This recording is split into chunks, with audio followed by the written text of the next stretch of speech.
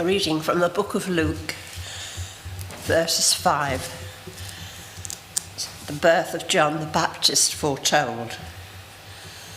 In the time of Herod, king of Judea, there was a priest named Zechariah, who belonged to the priestly division of Abijah. His wife, Elizabeth, was also a descendant of Aaron. Both of them were righteous in the sight of God, observing all the Lord's commands and decrees blamelessly. But they were childless because Elizabeth was not able to conceive, and they were both very old. Once when Zechariah's division was on duty and he was serving as priest before God, he was chosen by lot, according to the custom of the priesthood, to go into the temple of the Lord and burn incense. And when the time for the burning of incense came, all the assembled worshippers were praying outside. Then an angel of the Lord appeared to him, standing at the right side of the altar of incense. When Zechariah saw him, he was startled and was gripped with fear. But the angel said to him, "Do not be afraid, Zechariah. Your prayer has been heard. Your wife Elizabeth will bear you a son, and you are to call him John. He will be a joy and delight to you, and many will rejoice because of his birth. For he will be great in the sight of the Lord. He is never to take wine or other fermented drink, and he will be filled with the Holy Spirit even before he is born. He will bring back many of the people of Israel to the Lord their God, and he will go on before the Lord in the spirit and power of Elijah, to turn the hearts of the parents to their children, and the disobedient to the wisdom of the righteous, to make ready a people prepared for the Lord." Zechariah asked the angel, "How can I be sure of this? I am an old man, and my wife is well along in years." The angel said to him, "I am Gabriel. I stand in the presence of God, and I have been sent to speak to you and to tell you this good news. And now you will be silent and not be able to speak until the day this happens, because you did not believe my words, which will come true at their appointed time." Meanwhile, the people were waiting for Zechariah and wondering why he stayed so long in the temple. When he came out, he could not speak to them. They realized he had seen a vision in the temple, for he kept making signs to them, but remained unable to speak. When his time of service was completed, he returned home. After this, his wife Elizabeth became pregnant, and for 5 months remained in seclusion. "The Lord has done this for me," she said. "In these days he has shown his favor and taken away my disgrace among the people." This is the word of the Lord. Thank you. Thank you, Carol.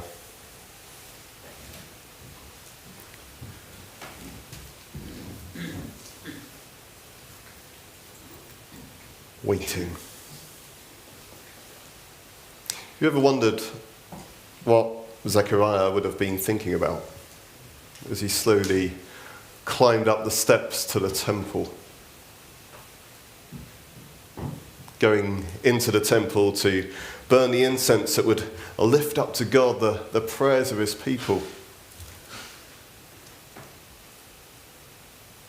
Thinking perhaps about the immense privilege that it was to be chosen to take on this important role.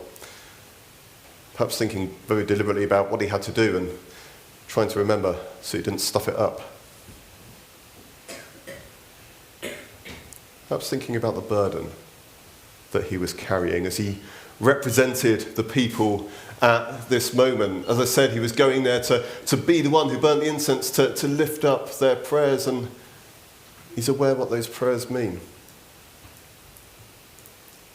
Of the weight that Israel is carrying, of the sense of waiting that fills them as a nation.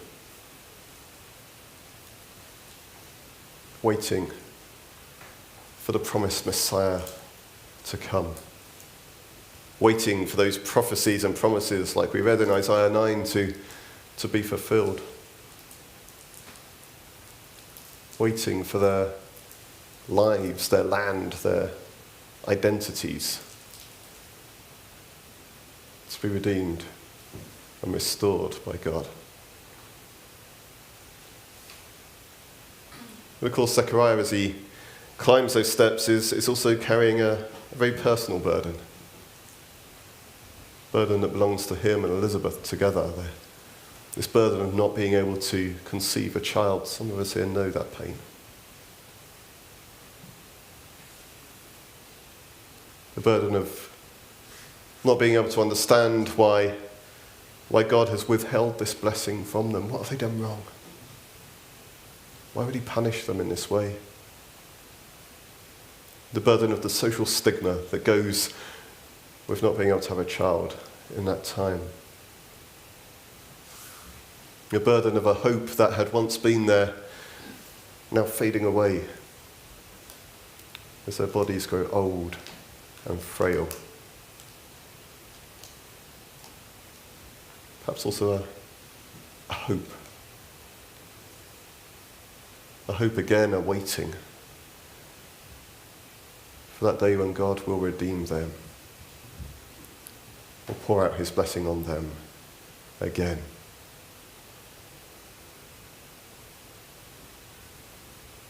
They, like Israel, are waiting, waiting, waiting. Every day praying. Every day sending the priests like Zechariah into the temple to go through the rituals, to go through the motions. This is what we do. Because we're waiting. Waiting for God. And you have to wonder, at any point in that, did they question whether it was worth it? If God really was hearing their prayers, if their prayers made any difference? Or perhaps even if they'd understood wrong, misinterpreted those prophecies and promises. Maybe God wasn't coming back after all. Maybe they were really on their own. Maybe those thoughts went through their heads. It certainly wouldn't have been surprising. But they carry on anyway, because what else did they have? What else could they do? And perhaps they reassured themselves as they looked back at the stories of their ancestors, the stories from the past. Well, God had always been faithful to his promises before, so surely he will this time, won't he? So we'll keep doing it. We'll keep doing the rituals. We'll keep offering up the prayers. We'll keep watching out, staying alert. We'll keep waiting and waiting and waiting. Waiting so long that when, as we read in this story, the waiting finally seems to be over, it's almost too much for him to believe. It's not surprising, is it? Any of us would feel the same, I think, if we're suddenly confronted with an angel standing before us declaring that our waiting, that Israel's waiting, was over. It's far too much for one person to take in. Way beyond anything that Zechariah would have expected to find in the temple that day. Your wife Elizabeth, she's going to have a baby, Zechariah. She's going to give birth, and he will be a joy to you. Of course he will. He will bring such joy into you as a family together, but not only that, his life is going to have an impact on everybody. He's going to bring many people back to God. For the Lord is coming. The Messiah is coming. And your son John, he is going to prepare the way. Given the circumstances, I think Zechariah's reaction is actually pretty muted. If that was me, I expect I'd have been the first person recorded to have sworn in an angel's face. But he struggles to believe it. Struggles, as I said, to take it all in. And yet, as we know, as the story unfolds, even just at the end there, we get a little hint of it. Everything turns out to pass just exactly as the angel has promised. Elizabeth does become pregnant. She does 9 months later give birth to a son. It's John the Baptist. And at that point, Zechariah is able to rejoice once again. For Zechariah and Elizabeth, for Israel as a whole, their patience has been fulfilled. Their waiting is over. We don't make a massive deal out of the calendar of the church year, as it's officially known in this church. We mark the key events, but don't often make a big deal of some of the smaller ones. If we were an Anglican church today, of course, the colours would all have changed and things would be different to mark the beginning of this new season. We don't go in for that for quite the same way, although the decorations are starting to appear and will be building up over the next few weeks. But you may be aware that in the official church calendar, it's Advent that marks the start of the new season. And that's always struck me as a little bit odd. Surely it would make more sense to begin with Christmas itself, Christmas Day. That should be the start of the new year, or perhaps Easter. That would also be appropriate, would also be fitting, wouldn't it? But why Advent? Why do we start here? The more I reflect on it, the more actually it seems entirely appropriate that this is where we start. Not with the big celebrations of Christmas or Easter. Not with the craziness and the busyness. Not with the doing, the fixing, the making right that we talk about at those times. But beginning the year by waiting. Waiting. Waiting on God. Maybe it's here in Advent that we learn what our correct posture should be before God. Maybe it's here that we learn the limits of our own ability and knowledge and understanding. Learn what it means to be completely helpless to make things right, as we're reminded every time we watch the news. Reminded that all we can do is watch and wait. All we can do is live in faith and trust in God. And maybe it's here, in this waiting, in a world in which we can have pretty much anything we want whenever we want it. When even next day delivery sometimes seems too slow. When we can watch anything, speak to anyone, be on the other side of the world in a matter of hours. Maybe it's in Advent. Maybe it's in the waiting that we learn the patience and the peace that we need to overcome that constant feeling of dissatisfaction and impatience and hurry. And instead learn to be present here, now, in this moment. To discover the joy of what it is for everything not to be fulfilled all at once. And instead to wait and to grow and to learn.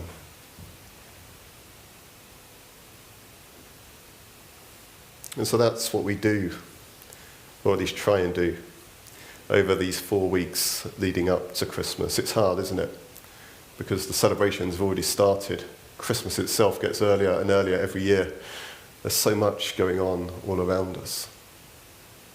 But in the midst of that, we try not to rush ahead of ourselves. We instead try and pause and wait. Wait with Israel. Wait with Zechariah and Elizabeth. Wait with Mary and Joseph and everybody else. Wait.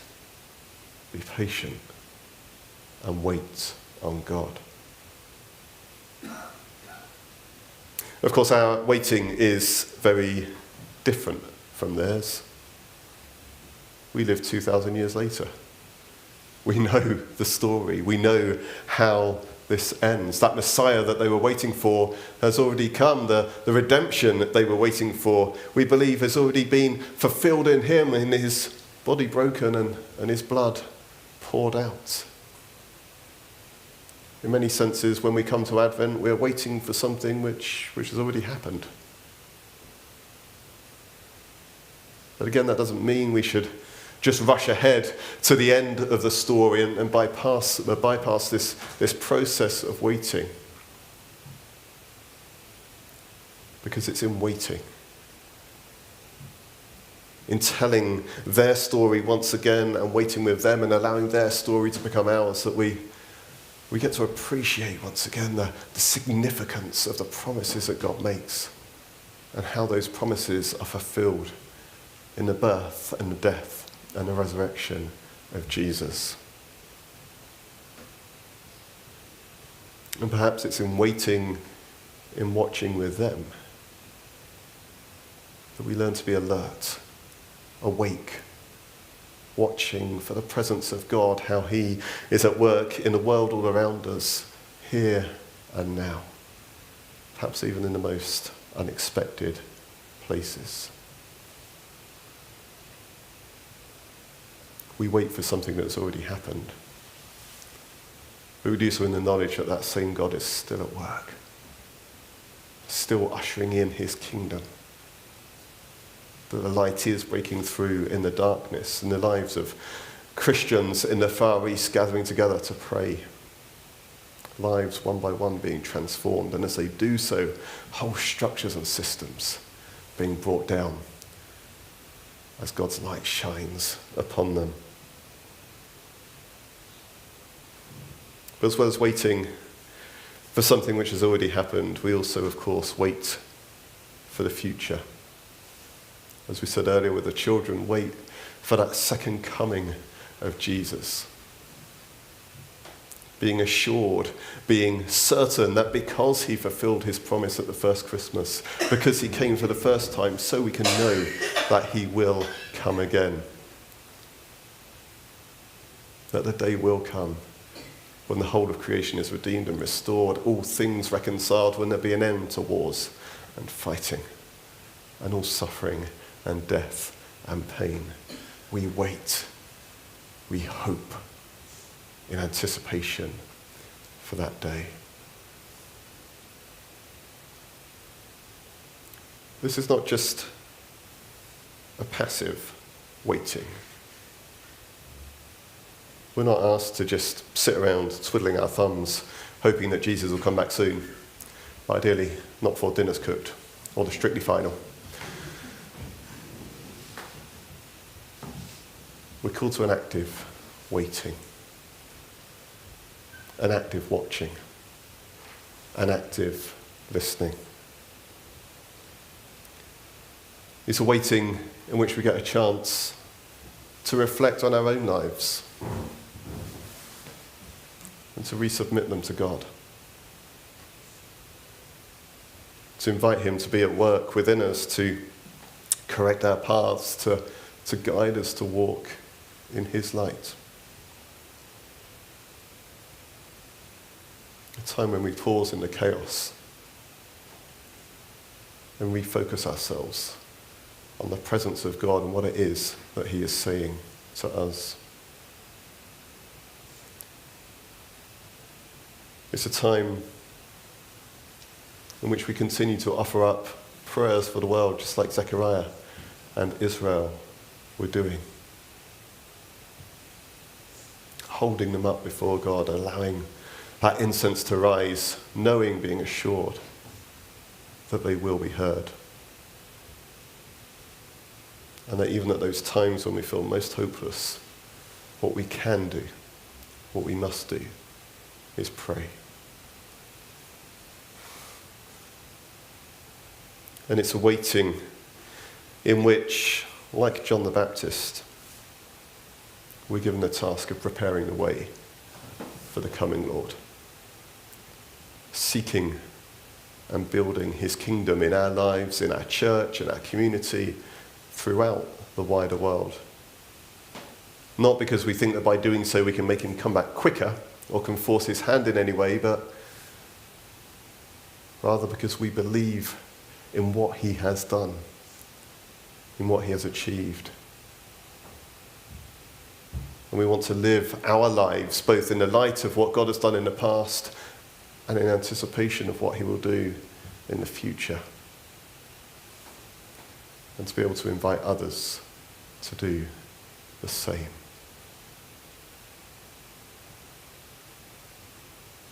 And so we watch. We wait. And in patience, we seek God's kingdom.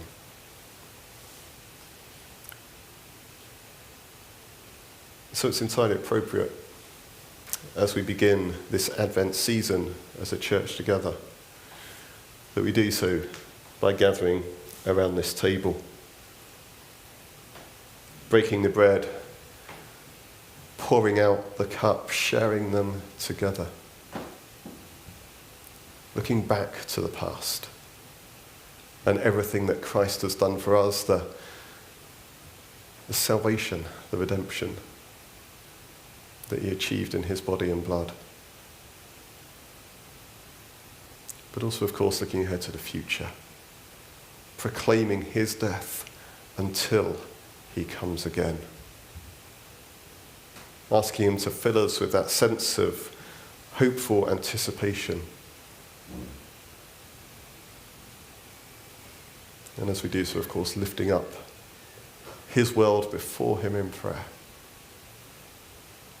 Asking that he would build his kingdom all around us and in us and through us.